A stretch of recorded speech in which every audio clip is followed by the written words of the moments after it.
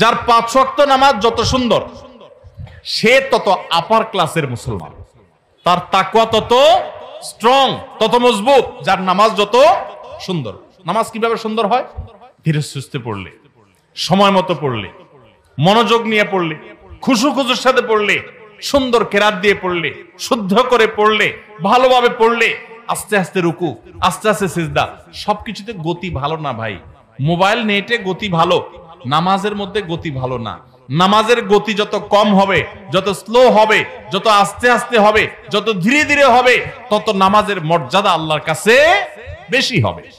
আপনার মসজিদে যে মুসল্লি সবচেয়ে বেশি সময় নিয়ে নামাজ পড়ে, আপনি বুঝবেন এই লোকটা সবচেয়ে আপার ক্লাসের মুসলমান। নামাজের ক্ষেত্রে অন্তত, তার অন্য ক্ষেত্রে ত্রুটি থাকলে সে অবশ্যই দোষী হতে পারে, বাট নামাজটা তার সবচেয়ে সুন্দর, কারণ সে নামাজের সবচেয়ে বেশি সময় নিচ্ছে।